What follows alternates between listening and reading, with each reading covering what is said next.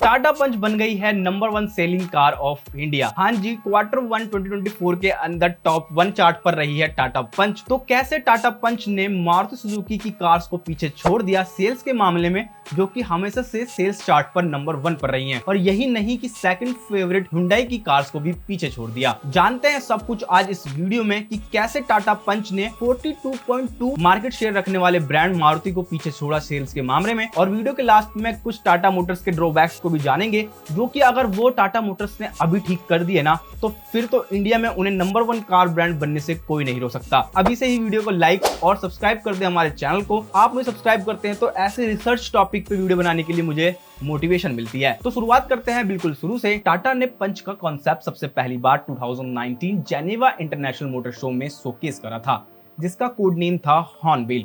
फिर उसके 2 साल बाद 2021 में टाटा मोटर्स ने अक्टूबर के अंदर अपनी टाटा पंच को इंडियन मार्केट में लॉन्च कर दिया। और उसके कुछ दिनों बाद ही इसको ग्लोबल एनकेप की रेटिंग भी मिल गई, वो भी 5 स्टार रेटिंग, जो कि सोने पे सुहागा था। और पंच टाटा मोटर की सेकंड कार थी, जो कि टाटा के न्यू अल्फा प्लेटफॉर्म पर बेस्ड थी after Tata Altroz 4 metre hatchback. जब first time Tata Punch launch हुई थी तो इसमें सिर्फ 1.2 लीटर का 3 cylinder natural aspirated petrol engine था, 5 स्पीड मैनुअल ट्रांसमिशन और AMT सेमी ऑटोमेटिक ट्रांसमिशन के साथ, जिसका प्राइस था 5.5 लाख से लेकर 9.4 लाख एक्स शोरूम। अब डायरेक्ट बात करते हैं हम पंच के सक्सेस रीजन की। Reason number 1, from definitive SUV design to small crossover innovation. खूंखार, दबदबा, भौकाली, कुछ ऐसे वर्ड्स हैं जो कि इन SUV को देखकर आते हैं, जो कि आप अभी अपनी स्क्रीन पर देख रहे हैं। और ये SUVs पिछले 2 दशकों से इंडिया में तहलका मचाती आ रही हैं। SUV की बात करते हैं तो एक इमेज हमारे दिमाग में आती है, एक बड़ा रगड़ व्हीकल जो ऑफ रोड भी कर सकता है, लेकिन रियलिटी कुछ और ही है। कुछ मार्केटर्स ने इस SUV की इमेज को एक नए तरीके से प्रेजेंट किया और इन वर्ड्स का सही इस्तेमाल महिंद्रा स्कॉर्पियो पर बखूबी होता है। जैसे कि हम सबको पता है, स्टेटस सिंबल का कॉन्सेप्ट हमेशा से रहा है। अब मार्केटर्स ने सोचा क्यों ना इस स्टेटस सिंबल को एक प्रैक्टिकल और एक्सेसिबल फॉर्म में कन्वर्ट किया जाए। और यही रीजन है कि स्कॉर्पियो के सक्सेस का एक पीस उसकी एस्पिरेशन को छोटे और प्रोपोर्शनेट SUV में बदल दिया गया, जिससे हर कोई जो एक स्मॉल कार भी लेना चाहता हो वो SUV का फील ले सके। ये जो छोटी SUVs होती हैं वो मोनोकोक कंस्ट्रक्शन का यूज करती हैं, जो कि अर्बन एनवायरनमेंट के लिए ज्यादा प्रैक्टिकल होती है। मोनोकोक कंस्ट्रक्शन का मतलब है कि व्हीकल के बॉडी और चैसी एक ही यूनिट में बने होते हैं, जो कि डिजाइन को लाइट वेट और ज्यादा एफिशिएंट बनाता है। इंडिया में मोस्टली 4x2 SUV ही खरीदी जाती हैं, इसलिए उनकी ऑफ रोड कैपेबिलिटी, जो कि SUV की डिफाइनिंग कैरेक्टर है, उसको क्रॉसओवर्स के लिए कंसीडर नहीं किया गया। यानी कि क्रॉसओवर्स में ऑफ रोड क्रेडेंशियल पर फोकस नहीं किया गया। सो स्मॉल SUV को बनाते हुए आइडिया ये था कि एक ऐसा फॉर्म डिलीवर किया जाए जो स्टाइलिश और एस्पिरेशनल हो, लेकिन प्रैक्टिकल भी हो। और इसलिए ही ये स्मॉल SUVs ज्यादातर फॉर्म पर फोकस करती हैं, ना कि सब्सटेंस पर। जैसे कि हमने पहले डिस्कस किया, SUV का एक स्टेटस सिंबल बनाने की कोशिश की जा रही थी काफी समय से, लेकिन जब छोटी SUV को इंट्रोड्यूस किया गया तो इनिशियल अटेम्प्ट बिल्कुल भी सक्सेसफुल नहीं हुए। डिजाइनर्स, इंजीनियर्स और मार्केटर्स सभी को इस पैकेजिंग को सही तरीके से इंडिया के मार्केट के लिए टेलर करना मुश्किल हो गया था। सबसे पहला अटेम्प्ट था फोर्ड फ्यूजन।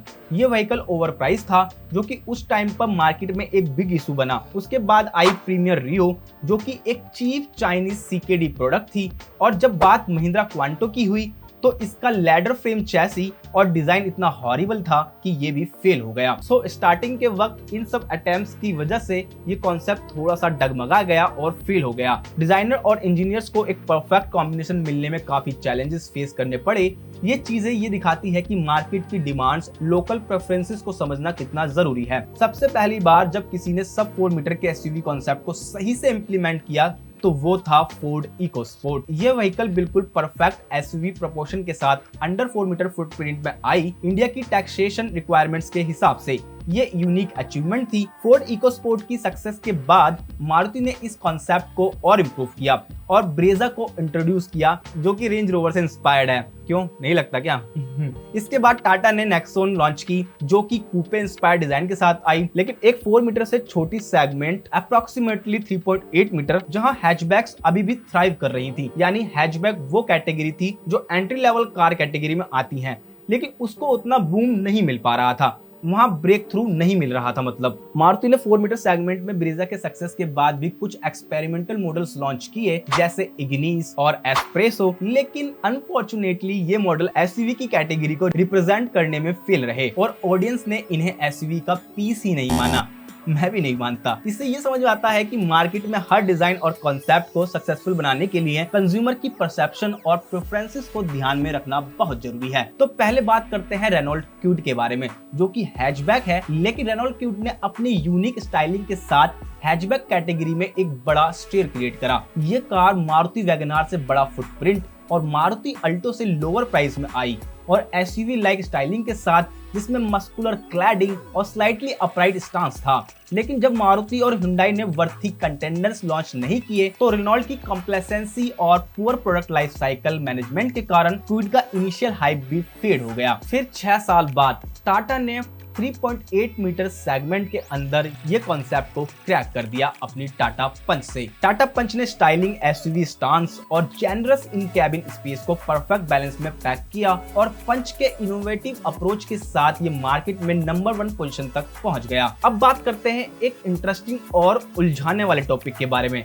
यानी कि कस्टमर बिहेवियर, जो कि कभी-कभी जो दिखता है वैसा होता नहीं, यानी कुछ चीजें हमें समझ नहीं आती, ये उसके ऊपर है। और ये क्यों बोल रहा हूँ, क्योंकि इसका कंपटीशन Hyundai एक्स्टर भी आता है, तो उसे क्यों इतनी सक्सेस नहीं मिली, थोड़ा सा उसे भी हल्का सा समझ लेते हैं। Hyundai एक्स्टर का डिजाइन फ्रंट से ठीक लगता है और साइड व्यू में भी एक्सेप्टेबल है, लेकिन overall roof line, C pillar और रियर एंड डिजाइन काफी कुछ महिंद्रा KUV 100 याद दिलाता है। इसलिए बहुत से कस्टमर्स को ये डिजाइन अच्छा नहीं लगता, स्पेशली जब टाटा पंच को बेंचमार्क के रूप में रखा जाए। फिर भी एक्स्टर काफी अच्छा सेल्स कर रही है, सो ये परसेप्शन ही है और कस्टमर बिहेवियर है कि उसको कौन सी कार पसंद आ रही है, कौन सी नहीं। उससे पहले आपको ये तो पता चल गया होगा कि दोस्तों आज के टाइम में एसयूवी इंस्पायर्ड फॉर्म और design direction he future of Indian car industry है। मार्केटर्स, डिजाइनर और इंजीनियर्स को इनोवेशन पे फोकस करना होगा, जैसे कि टाटा पंच के केस में किया गया है। रीजन नंबर 2, टाटा पंच पोजिशनिंग। चलो अब हम टाटा पंच की पोजिशनिंग के बारे में डिटेल से बात करेंगे।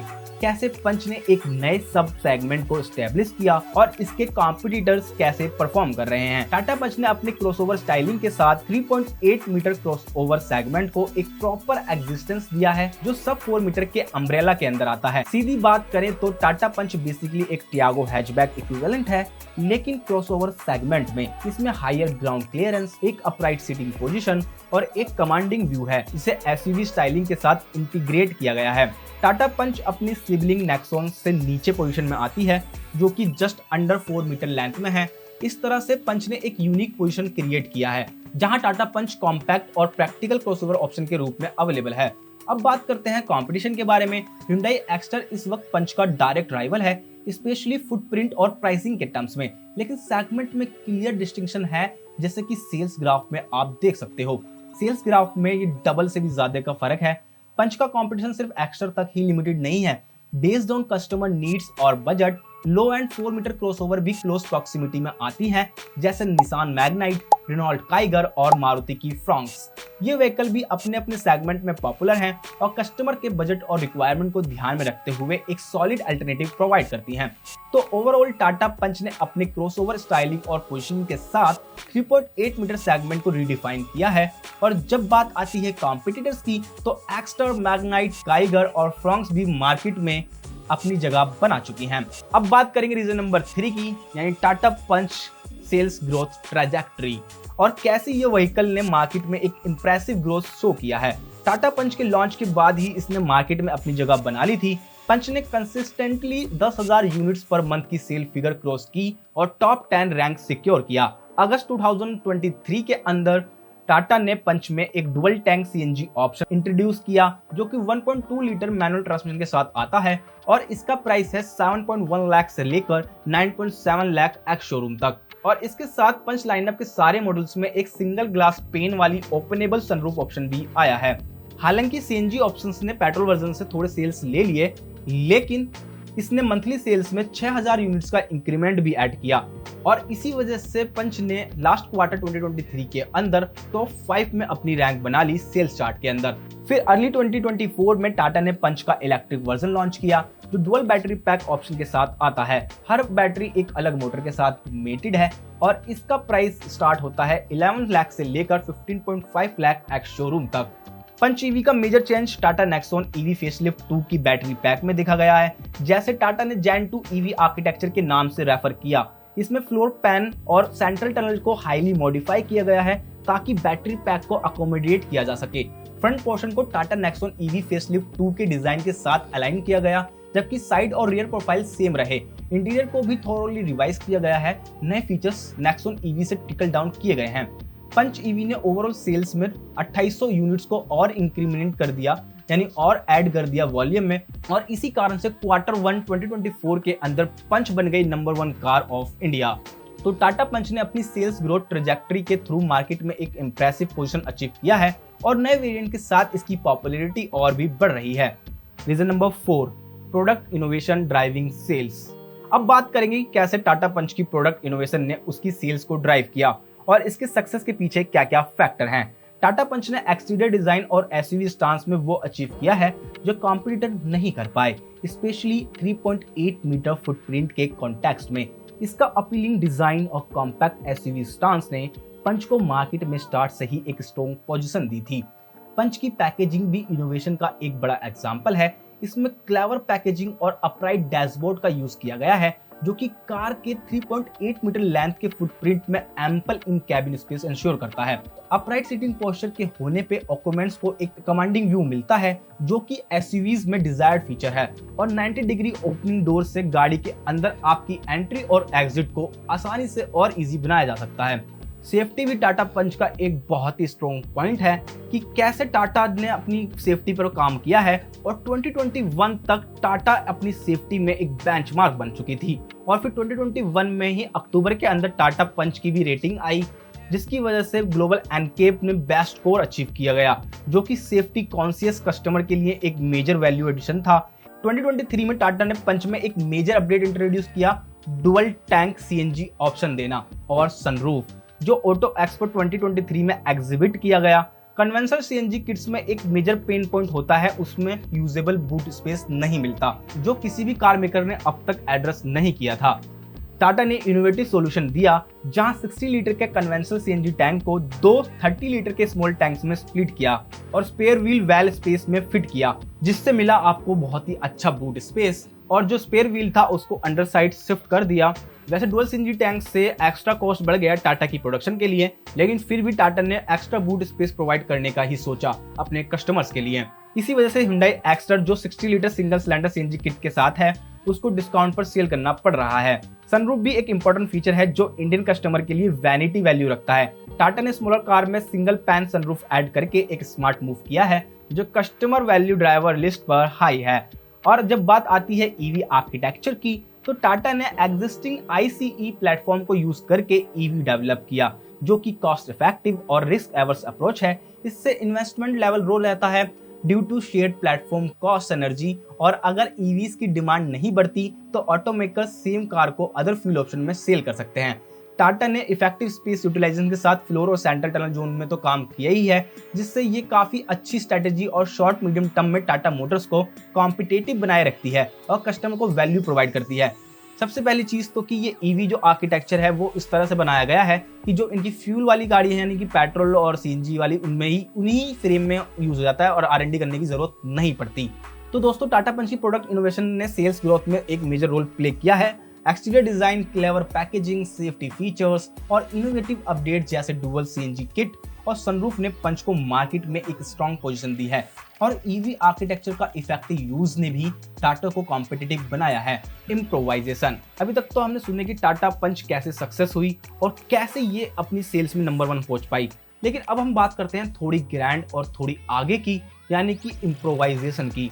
ऐसी कुछ चीजें जो कि अभी भी टाटा मोटर्स के अंदर टेक्नोलॉजिकली गैप्स हैं और उनको एड्रेस करना बहुत जरूरी है इस वक्त, क्योंकि बहुत से फीडबैक आते हैं मेरे पास और मैं भी देखता हूं, जो कि मुझे लगता है टाटा मोटर्स ने ये कर दिया तो फिर तो बात ही अलग है। टाटा ने मार्केट में इंप्रेसिव फीचर्स और इनोवेशन के साथ अपना नाम बनाया है, लेकिन कुछ एरियाज में अभी भी गैप्स हैं। सबसे पहले टाटा के पास अभी तक कोई भी बेस्ट इन सेगमेंट या इंस्पायरिंग ड्राइव ट्रेन ऑप्शन नहीं है।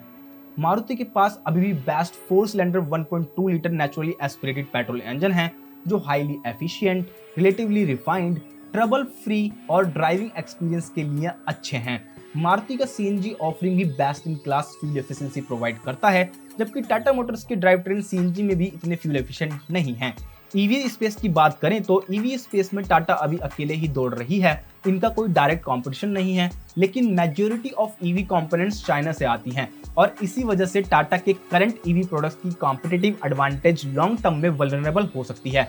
आखिरकार कितना देती है ये वर्ड अब ईवी मार्केट में भी कुछ समय बाद कॉमन हो जाएगा, क्योंकि माइलेज एंजाइटी और जो रेंज एंजाइटी है ईवी के अंदर वो बहुत इंपॉर्टेंट है। शॉर्ट में बात करूं तो टाटा मोटर्स को अभी अपने in house develop drive train पर बहुत सारा काम करना है, जिसकी वजह से ही वो इसमें और ज्यादा अच्छे रिफाइंड इंजन बना पाएंगे। तो दोस्तों, टाटा पंच के टेक्नोलॉजिकल एडवांस ने मार्केट में एक स्ट्रॉन्ग पोजीशन बनाई है, लेकिन ड्राइव ट्रेन और ईवी कंपोनेंट्स के एरिया में भी इंप्रूवमेंट की जरूरत है। ये गैप्स फ्यूचर ग्रोथ और कॉम्पिटिटिवनेस को इम्पैक्ट कर सकते हैं। अगर आपको ये वीडियो इन्फॉर्मेटिव लगी हो तो वीडियो को शेयर और लाइक जरूर करें और सब्सक्राइब करें हमारे चैनल को ऐसी ही अमेजिंग वीडियोस देखते रहने के लिए। और आपके पास कोई थॉट्स और क्वेश्चन हैं वो हमें कमेंट में जरूर बताएं। बाकी मिलते हैं नेक्स्ट वीडियो में, तब तक के लिए बाय, ड्राइव सेफली।